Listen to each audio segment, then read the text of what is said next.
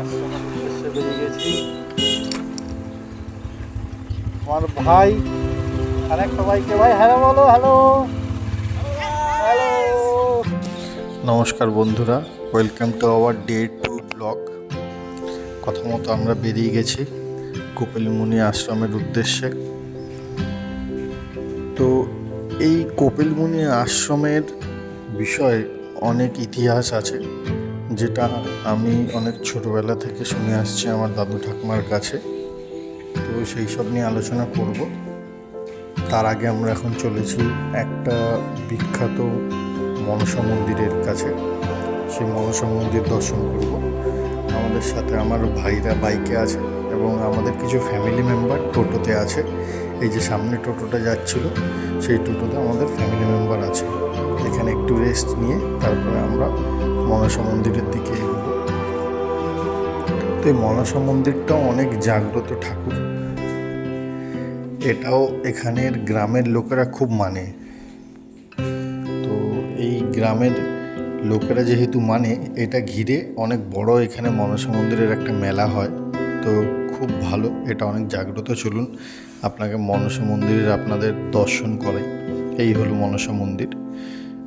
এইখানে মনসা যখন পুজোটা হয়, বড় করে মেলা, খুব ভালো লাগে দেখতে এবং খুব সুন্দর, মানে এত ভালোভাবে প্রোগ্রাম হয় এখানে, ফাংশন হয়, খুব ভালোভাবে সাজানো গোছানো।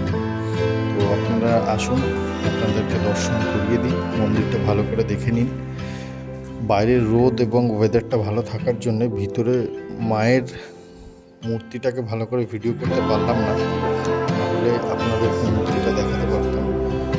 আমাদের যেহেতু চান করা ছিল না বলে মন্দিরের ভিতরে ঢুকতে পারিনি, তাই জন্য মন্দিরের মূর্তিটাকে ভিডিওটা ভালো করে তুলতে পারিনি। তো আপনারা বাইরে থেকে মায়ের মন্দিরটা দর্শন করে নিন। এই মন্দির দর্শন করে তারপরে আমরা আপনাদের সাথে গল্প করতে করতে বেরিয়ে যাব গঙ্গাসাগরের উদ্দেশ্যে, মানে কপিলমুনি আশ্রমের উদ্দেশ্যে।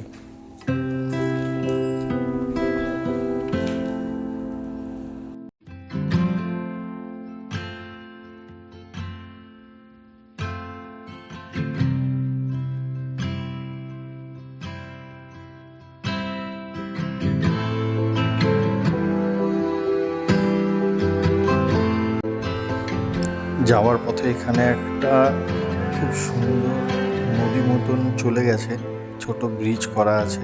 এটা সমুদ্রেরই জল একটা নদীর মাধ্যমে, একটা গ্রামের মধ্যে দিয়ে একটা খালের মাধ্যমে এই সোজা বরাবর চলে গেছে। তো এটাতে একটা ছোট ব্রিজ করা আছে। জায়গাটা সুন্দর বলে দাঁড়িয়ে আপনাদেরকে দেখালাম। তো এবারে এখান থেকে রওনা দেবো কপিলমুনি আশ্রমের দিকে।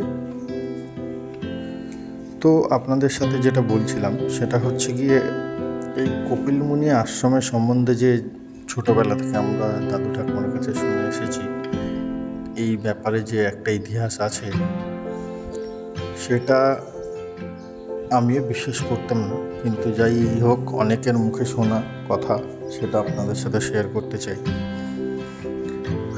কারণ অনেকে আপনারা গঙ্গাসাগরে এসে ঘুরে গেছেন, কিন্তু এর ইতিহাস সম্বন্ধে অনেকেই জানেন না। আর এটা যেহেতু আমাদের দেশ, আমাদের গ্রাম, আমরা ছোটোবেলা থেকে আসছি, তাই আমরা জানি, সেই জন্য আপনাদের সাথে জিনিসটা শেয়ার করা। তো এই কপিলমুনির আশ্রমটা এতটাই জাগ্রত।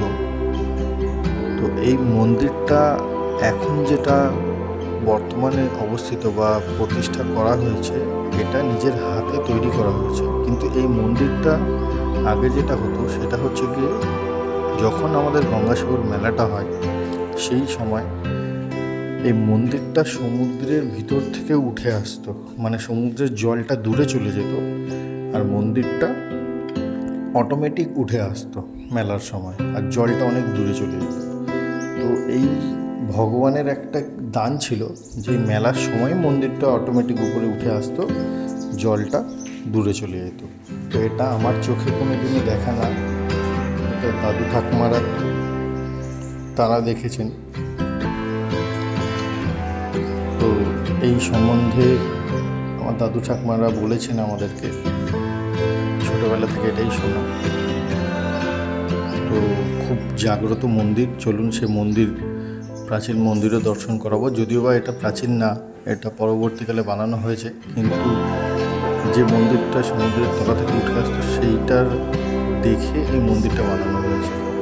তো এখন আমরা চলেছি আপনার সমুদ্রের কাছে, যে গঙ্গার সাগর নাম দেওয়া হয়েছে। গঙ্গা যে সাগর, গঙ্গা সাগর, সপ্তীর্থ বারবার, গঙ্গা সাগর একবার। এই গঙ্গা সাগরের যে মিলনস্থল, এই মিলনস্থলটাকে দেখাবো। আর পিছনে যেটা ফেলে আসলাম সেটা দেখলেন একটা হেলিপ্যাড। এখানে মমতা ব্যানার্জি বা যে কোনো নেতা মন্ত্রী যখনই আসেন হেলিকপ্টারে করে, তো এখানে হেলিপ্যাডে নামানো হয় হেলিকপ্টার। তো সেই হেলিপ্যাডটা আপনাদেরকে দেখালাম। এবারে চলে যাচ্ছি আমরা সমুদ্রের দিকে। আর এই যে ঘরটা দেখতে পাচ্ছেন বাঁ হাতে, এই ঘরটাতে এই যে ঘরটা যেটা দেখা যাচ্ছে, এই ঘরটা হচ্ছে কি ডালার ঘর। গঙ্গাসাগর মেলার সময় বা যে কোনো সময় যখন আসবেন আপনারা পুজো দেওয়ার জন্য, এই ডালার ঘর থেকে ডালা কিনে আপনারা কপিলমুনিকে ডালা দিতে পারবেন। আর এই সোজা হচ্ছে কি সমুদ্র, এই সোজা সমুদ্রের দিকে আমরা চলে যাচ্ছি। এই চলে এসছি এখন সমুদ্রের পাড়ে। এখানে কিছুক্ষণ আমরা সময় কাটিয়ে তারপরে আপনাদেরকে নিয়ে যাব কপিলমুনি আশ্রমের দিকে। তো এই যে গঙ্গা সাগর দুটোর মিলনস্থল, এই সোজা যেটা দেখতে পাচ্ছেন, গঙ্গা এবং সাগর দুটো এক জায়গায় এসে মিলেছে, তাই জন্য এটার নাম হচ্ছে কি গঙ্গাসাগর। তো আপনারা উপভোগ করুন গঙ্গাসাগর। এরপরে আস্তে আস্তে আমরা এগিয়ে যাবো কপিলমুনি আশ্রমের দিকে।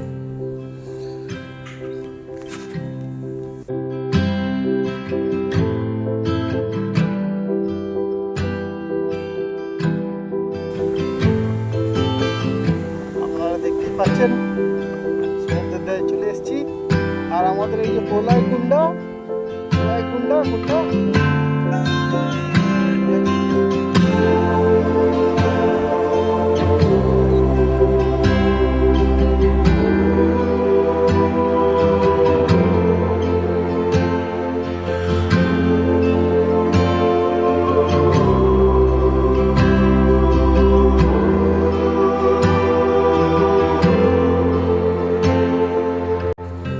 চলুন সাগর দর্শন করার পরে এবারে আমরা আস্তে আস্তে এগোই কপিলমুনি আশ্রমের দিকে, মন্দিরের দিকে এগোলাম, যেটার জন্য আপনারা সবাই অপেক্ষা করেছিলেন। আর যেটার জন্য আসা, যেটার উদ্দেশ্যে আসা, আপনাদের অপেক্ষা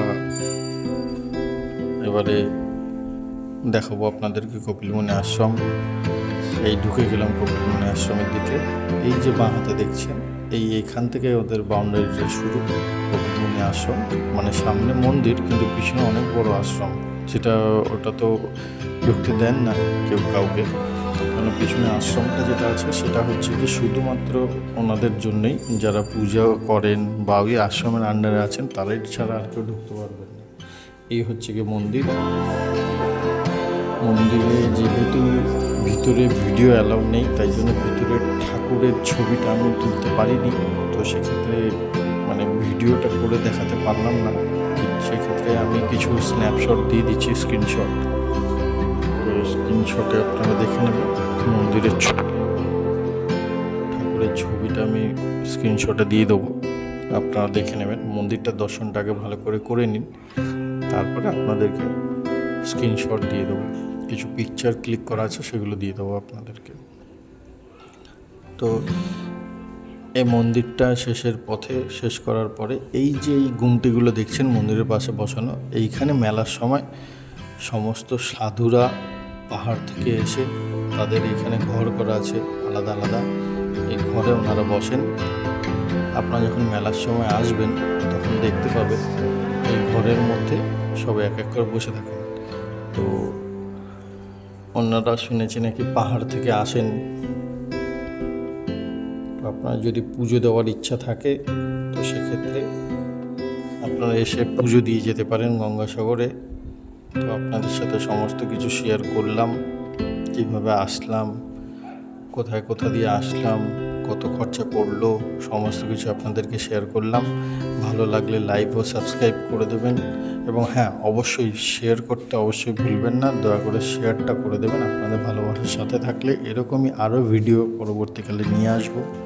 তো এরপরে একটা ইচ্ছা আছে নর্থ বেঙ্গলের কিছু ভিডিও বানিয়ে আপনাদের সামনে দেখাবো। তো চলুন আপনারা এই জায়গাটা দর্শন করে নিন, তারপরে আপনাদেরকে পিকচারগুলো দেখাচ্ছি। ঠাকুরের দর্শন করে নিন এরপরে। এই রইল আপনাদের সামনে পিকচার।